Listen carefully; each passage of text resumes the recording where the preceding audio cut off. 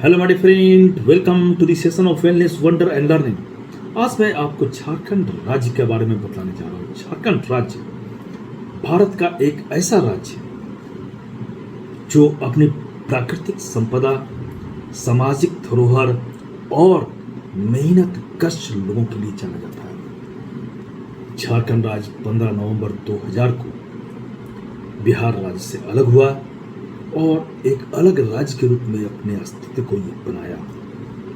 तब से अब तक हम देख रहे हैं कि झारखंड जो है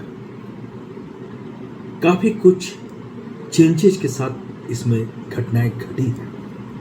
पिछले 2 दशकों में इसमें अपनी प्राकृतिक संपदा और मानव संसाधन का उपयोग करके कुछ हासिल भी किया है। लेकिन आपको ये जानकर आश्चर्य होगा, झारखंड आज भी भारत का दूसरा सबसे करीब राज्य में आता है, जिसके पास इतनी प्राकृतिक संपदाएं हैं, इतनी धरोहर है, खनिज का भंडार है।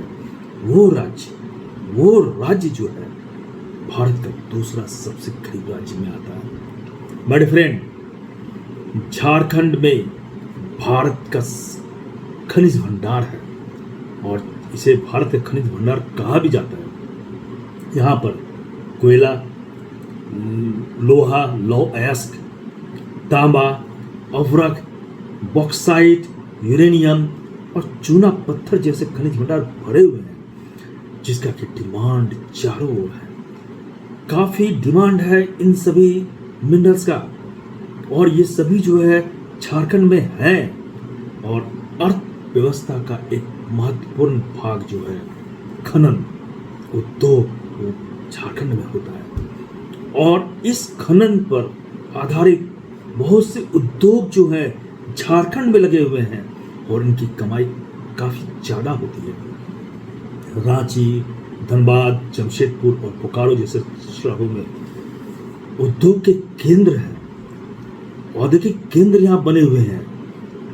इन सभी के बावजूद हमारा जो झारखंड का जो पैसा है वो झारखंड में यूज नहीं हो पा रहा है। इसका सबसे बड़ा कारण है यहाँ की पॉलिटिकल अनस्टेबिलिटी। पॉलिटिकल सिचुएशन यहाँ काफी खराब है। यहाँ के नेता जो है वो झारखंड को विकसित राज्य बनाने की अपेक्षा वो खुद विकसित हो रहे हैं।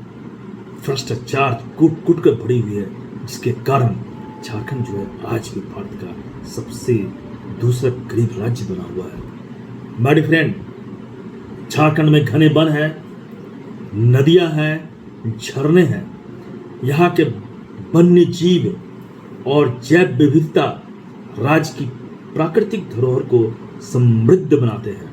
यहाँ पर दामोदर नदी, स्वर्ण रेखा, कोयल जैसी नदियां जल संसाधनों में प्रमुख नदियां हैं, स्रोत जल का। झारखंड की जनसंख्या में आदिवासी समुदायों का महत्वपूर्ण योगदान है। यहाँ संथाल, मुंडा, हो और उड़ांव जैसी आदिवासी समुदाय जो है अपनी विशिष्ट संस्कृति, भाषा और परंपराओं के लिए मशहूर है, ये जाने जाते हैं। उनकी लोक कथाएं, नृत्य और संगीत राज्य की सांस्कृतिक धरोहर का एक अभिन्न हिस्सा है। यहाँ पर सरहुल पर्व मनाए जाते हैं, कर्मा मनाए जाते हैं, टूसू जैसे त्योहार मनाए जाते हैं और ये आदिवासी जीवन का महत्वपूर्ण हिस्सा है। ये त्योहार जो है राज्य की सांस्कृतिक धरोहर को समृद्ध बनाते हैं और ये सामुदायिक एकता का एक जीता जागता उदाहरण है। सरहुल और कर्मा जैसे त्योहार जो है, टूसू जैसे त्योहार जो है, ये सामाजिक एकता को बढ़ावा देते हैं और दूसरे राज्य को इसे सीखने की आवश्यकता है। इन सब के बावजूद भारत का ये दूसरा सबसे करीब राज्य है। यहाँ के लोग काफी मेहनती हैं और संकल्प के लिए प्रसिद्ध भी हैं। यहाँ के मजदूर, किसान और उद्योगों में काम करने वाले लोग राज्य की अर्थव्यवस्था के रीढ़ हैं। उनकी मेहनत से राज्य में खनन, कृषि और उद्योगों का विकास हुआ है। लेकिन एक बहुत ही शोचनीय अवस्था है इस राज्य की कि यहाँ के लोग, मूल निवासी आदिवासी जो हैं, वो मजदूर बनकर रह गए हैं। फिजिकल लेबर वो काफ़ी ज़्यादा करते हैं, काफ़ी जानते भी हैं, फिजिकली काफ़ी वो मेहनत करते हैं, लेकिन फिजिकली मेहनत करने के बावजूद उनके पास वो धन संपदा नहीं आ पाती है। इसका कारण क्या है? इसका कारण है भ्रष्टाचार। यहाँ के नेताओं में कूट कूट कर भ्रष्टाचार भरा हुआ है और वो अपना विकास कर रहे हैं, लेकिन यहाँ के लोगों का, आदिवासियों का विकास नहीं कर रहे हैं। माय डियर फ्रेंड, किसी भी फैक्ट्री को ले लीजिए, किसी भी माइंस को ले लीजिए, यहाँ के लोकल मजदूर जो हैं, यहाँ के आदिवासी और यहाँ के मूल निवासी हैं, वो काफ़ी मेहनत करते हैं, लेकिन उनकी समृद्धि नहीं के बराबर है। और वहीं फैक्ट्री के जो डायरेक्टर्स हैं, फैक्ट्री के मालिक जो हैं, उनके पास काफ़ी धन और संपदा है। कारण सिर्फ फिजिकल लेबर करने से काम नहीं चलेगा, मेंटल लेबर भी काफ़ी आवश्यक है। सबसे ज़्यादा मेहनत फैक्ट्री में कौन करता है? गरीब मजदूर, लोकल्स। लेकिन दिमाग सबसे ज़्यादा कौन चलाता है? डायरेक्टर्स और उसके लेवल के बच्चे जो और भी डायरेक्टर्स हैं वो। तो दिमाग चलने के कारण वो उनके पास काफ़ी धन संपदा चली आती है, और जो फिजिकल हार्ड वर्कर है उनके पास धन संपदा नहीं है। तो जरूरत है यहाँ के लोगों की मानसिक स्थिति को बदलने की। वो नॉलेज को हासिल करें, वो दिमागी रूप से स्ट्रांग बने, जानकार बने, और यहाँ की संपदा का किस तरह से उपयोग करके राज्य में समृद्धि को फिर से बरकरार किया जाए, राज्य को समृद्ध बनाया जाए, ये जानने की आवश्यकता है। माय डियर फ्रेंड, यहाँ जो है कृषि जो है अर्थव्यवस्था का रीढ़ है। यहाँ के किसान धान, गेहूँ, मक्का, दलहन आदि फसलों की खेती करते हैं। यहाँ पर राज्य में जो है वनोपज और कुटीर उद्योग भी महत्वपूर्ण है, लेकिन जरूरत है इस कृषि को किस तरह से विकसित किया जाए, कृषि को किस तरह से एक इंडस्ट्री के रूप में डेवलप करें, और कृषि से उत्पादित जो चीज़ है, जो पदार्थ है, जो हमारा अनाज है, वो किस तरह से ज़्यादा उसका उत्पादन हो, और खेत जो है वो किस तरह से समृद्ध बने, इसकी आवश्यकता काफ़ी ज़्यादा है। माय डियर फ्रेंड, झारखंड में विकास की काफ़ी संभावनाएं हैं। अगर झारखंड का सही रूप में विकास हो तो ये दुनिया का सबसे समृद्ध राज्य के रूप में विकसित हो सकता है। झारखंड में उद्योगों और विनिर्माण की बड़ी संभावनाएं हैं।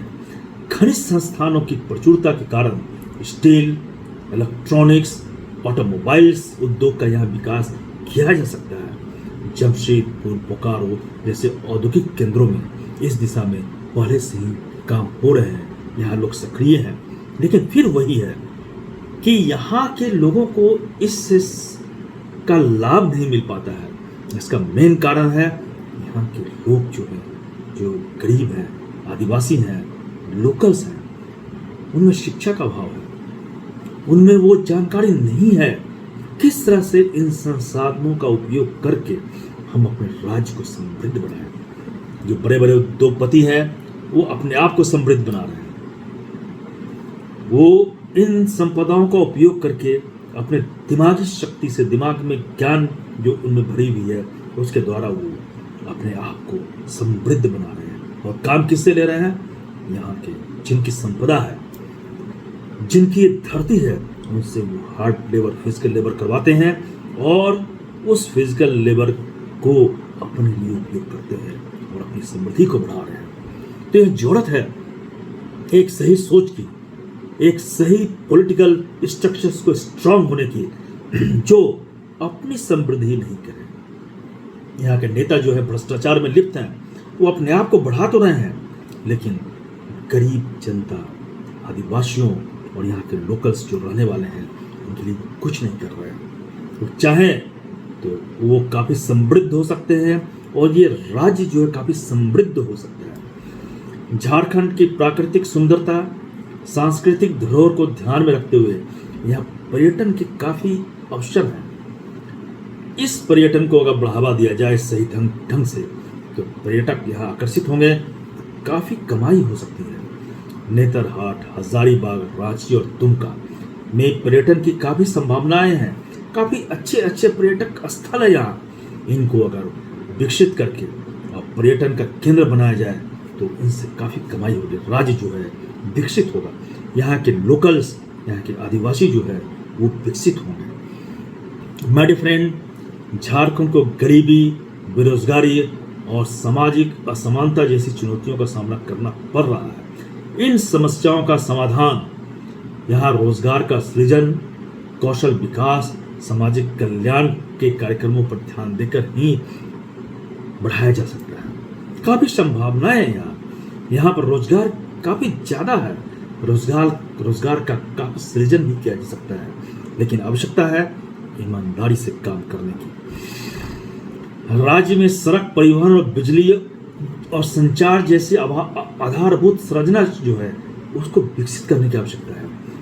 माय डियर फ्रेंड, किसी भी राज्य को विकसित होने के लिए उसमें 3 जो है ट्रांसपोर्ट सिस्टम्स जो है, एक एयरवेज, दूसरा रेलवेज और तीसरा ट्रांसपोर्ट बसवेज, इन तीनों को समृद्ध होने की आवश्यकता है। एयरवेज जो है वो सिर्फ रांची का विकसित है, बाकी दूसरे शहरों में जहां औद्योगिक केंद्र भी हैं एयरवेज को विकसित नहीं किया गया है। अभी हाल में बोकारो और दुमका में एयरवेज विकसित हुए हैं, लेकिन वो भी काफ़ी लंबे समय से इसका डिमांड था, काफ़ी लंबे समय से सरकार सोच रही थी, वो अभी जाकर 30 से 40 साल बाद ये विकसित हुआ है।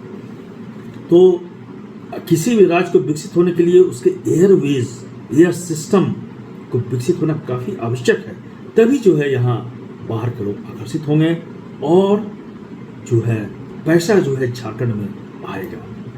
दूसरा रेलवे सिस्टम, यहाँ रेलवे सिस्टम्स तो हैं, रेलवेज हैं, लेकिन हाई स्पीड रेलवेज की यहाँ कमी है। हाई स्पीड रेलवेज आने से यहाँ पर काफ़ी संभावनाएं विकसित होंगी, लोग काफ़ी आएंगे और फिर राज्य विकसित होगा। बसवेज, यहाँ बसवेज तो है लेकिन वो विकसित नहीं है। दूसरे राज्यों में बसवेज काफ़ी विकसित है, तो बसवेज को विकसित करने की आवश्यकता है, इसे समृद्ध बनाने की आवश्यकता है और लोगों को आकर्षित करने की आवश्यकता है। इससे जो है काफ़ी कमाई होगी और यहाँ राज्य के लोग विकसित होंगे। तो माय डियर फ्रेंड, राज्य सरकार ने पिछले कुछ वर्षों में कई योजनाएं और कार्यक्रम लाए हैं, शुरू भी किए हैं, लेकिन ये कार्यक्रम पूरी तरह से कंप्लीट नहीं हो पाते हैं, सक्षम नहीं हो पाते हैं। यहाँ की राज्य सरकारें जो है सक्षम नहीं हो पाती है इन कार्यक्रमों को पूरी तरह से लागू करने में। इस तरह से राज्य सरकार को स्ट्रांग होने की आवश्यकता है। ऐसे राज्य सरकार का यहाँ गठन हो जो यहाँ की संपदा, धन संपदा को किस तरह से उपयोग किया जाए, इसका किस तरह से विकास किया जाए कि यहाँ संभावनाएं जो हैं काफ़ी ज़्यादा बढ़ जाए, लोग आकर्षित हों और फिर जब बाहर के लोग यहाँ आकर्षित होकर आएंगे, उद्योगों का विकास होगा, तो यहाँ के लोकल्स जो हैं वो काफ़ी ज़्यादा विकसित होंगे। मेरे फ्रेंड, ज्ञान जो है वो मनुष्य को समृद्ध बनाता है और स्ट्रांग भी बनाता है। अगर यहाँ के आदिवासी जो फिजिकल हार्ड लेबर तो करते हैं, लेकिन वो दिमागी रूप से अगर ज्ञानवान हो जाए, उनमें वो समझ आ जाए कि किस तरह से यहाँ के जो संपदा को जो बाहरी लोग आकर के उपयोग कर रहे हैं, किस तरह से इसको उपयोग वो करें, किस तरह से जो पैसा हमारा बाहर चला जा रहा है या जो पैसा जो है एक सर्टेन लोगों के पास एक्युमुलेट हो रहा है, वो किस तरह से वो झारखंड के लोगों की समृद्धि को बढ़ाने में उपयोग हो। ये जब तक नहीं होगा, जब तक झारखंड विकसित नहीं हो सकता। हमारे फ्रेंड, यहाँ बहुत संभावनाएं हैं, यहाँ बड़ों का अंबार है, यहाँ का एनवायरनमेंट जो है काफ़ी अच्छा है, वन संपदा यहाँ काफ़ी अच्छी है, यहाँ पर रोजगार की काफ़ी संभावनाएं हैं, यहाँ पर एग्रीकल्चर प्रोडक्ट्स की काफ़ी संभावनाएं हैं। इस पर ध्यान देकर के अगर इन सभी संपदाओं का प्रॉपर उपयोग किया जाए तो काफ़ी धन संपदा यहाँ बढ़ सकती है और यह राज्य काफ़ी विकसित हो सकता है। तो मैं आशा करता हूँ कि यहाँ के लोग जो हैं, झारखंडी खासकर, वो अपने ज्ञान को बढ़ाएं और किस तरह से इस धन संपदा का उपयोग किया जाए कि वहाँ के ओवरऑल जो है लोग विकसित हो, तभी यह राज्य जो है विकसित होगा।